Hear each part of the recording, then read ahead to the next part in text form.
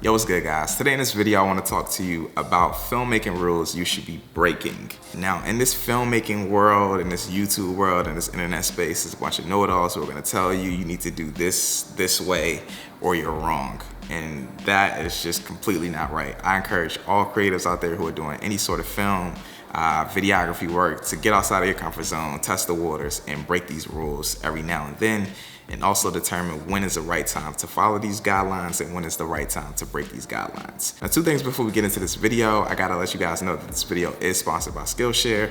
We'll talk about them a little bit later in this video, and I also gotta let you guys know that if you are interested in getting a shout out at the end of my next video, the only thing that you have to do is drop a comment down in the comment section. So over the past week, I had the pleasure of shooting a video in LA for my homie T Crooks. Now this video today isn't technically gonna be a full in-depth BTS about this video. I'm gonna detail this video, this music video that I'm gonna be covering in another video, a solely separate BTS video. Okay, so the first of which is the 180-degree shutter rule. This is the one that you hear all the time. Everybody tells you, yeah, you gotta film at double your shutter speed of the frame rate that you're filming at. This is completely wrong. As a filmmaker, as somebody who does video work, it's up to you to determine the look that you're trying to push for the video that you're doing. It is times where it's permitted to up the shutter speed or go outside of this 180-degree rule. So if you have no idea what this rule is, basically whatever frame rate you film at, you're supposed to double your shutter speed to keep natural motion blur within your footage. Now the thing with this is sometimes you don't want natural motion blur. For me with music videos, if I'm trying to push a more intense look for the video or I want the frames to be sharper throughout the entire video,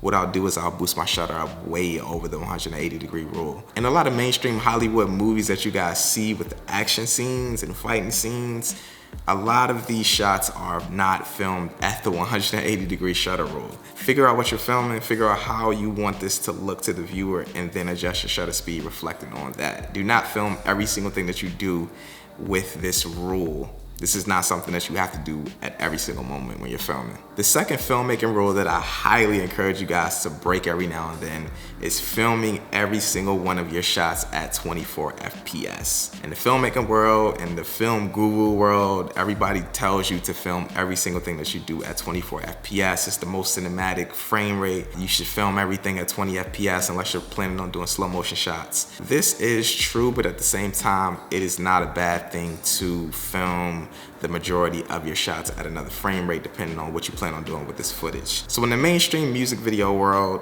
this is more so relative to the music video world, but this also extends into film and can extend to wedding filmmaker. Whatever you do, this rule is something that you can step outside of the box and break the majority of the time. So in music videos, like I was saying, the majority of the shots in mainstream music videos is actually filmed at 48 FPS. And the reason that a lot of these people film the majority of shots in music videos at 48 FPS is because they have no idea in the editing space when they're gonna want to slow this footage down to maybe transition into slow motion. And this is a good thing. It gives you a lot more flexibility in post to do effects, to give your footage just a totally different aesthetic. So with a lot of these shots that I filmed for this music video, I knew for a fact that I wanted to have a lot of different speed ramps throughout the video. I wanted to have certain performances where the artist was performing and then that transitioned into slow motion shots to more so better blend with the other B-roll that I filmed at 60 FPS. So this rule in itself is a good rule, don't get me wrong, it's not a bad thing. A lot of the shots that you film should be at 24 FPS if you plan on keeping them at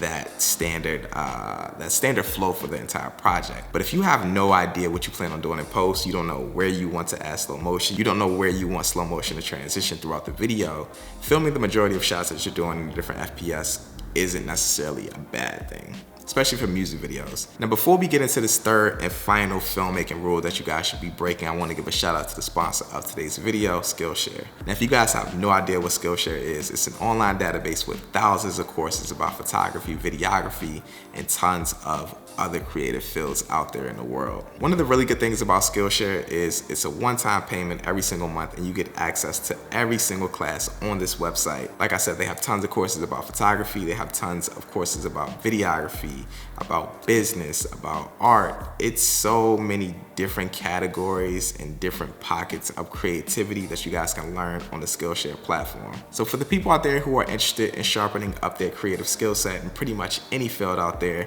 I have a link down down in the description that's gonna give you guys your first 2 months for completely free on the Skillshare platform. Make sure you guys head down to the description, click that link, start your free 2 months on Skillshare for completely free. It's free, no strings attached. Just go try it out. It's a really good platform and I've learned a ton of things on this platform myself. All right, so let's get into this last and final filmmaking rule that you guys should be breaking.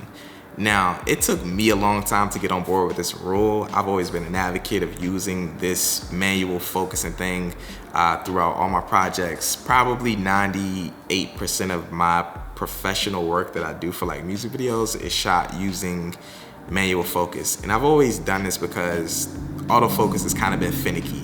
But even I cannot deny, it is some shots that you just simply can't get better than using autofocus. The ideal situation would be to have a focus puller and to have them grab focus on every single thing that you want while you're flying your gimbal or while you're doing handheld work. But I'm a low budget music video maker. I'm not doing $100,000 budgets, and I'm sure the majority of you guys are not doing $100,000 budgets either.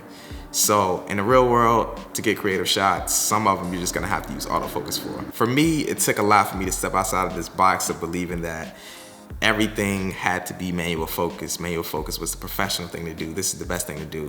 And in most cases it is, but like I said, it's some shots that I'm just not able to get. When I'm using a gimbal like a Ronin, I don't have a follow focus on it the majority of the time. And I'm really good at keeping a set focusing distance from the subject that I'm filming and staying within that focusing distance. But it's some creative shots that I just can't get that way. Like if I'm filming on a 50mm lens at a f2.8 and I want to push in on the subject, it's no way that I'm gonna be able to keep this subject in focus using manual focus. Autofocus has gotten so good in a lot of these cameras that I really encourage you guys to try out autofocus every now and then for some of the creative shots that you plan on getting. For me, I knew I wanted to use the Ronin for this music video over the past week, and I knew that I wanted to film the majority of these shots using a 50mm or 35mm lens at a low aperture just to give it a more crisp look. I just enjoy this look. And doing the sweep in shots, the push-ins, the pans, a lot of the things like that, it's a lot of shots that I just wouldn't have been able to get unless I actually submitted and used autofocus. So this is a rule that I encourage you guys to break as well. Whatever field you are in this videography realm, whether it's a wedding filmmaker, whether it's a music video director, whether you're doing short films or you're doing events, don't get caught into the box of thinking that you have to do things a certain way. I highly encourage you guys to try out autofocus in certain scenarios and situations where you wouldn't be able to capture a shot using manual focus. I highly encourage you guys to film certain shots at different frame rates depending on how you want the footage to reflect in post.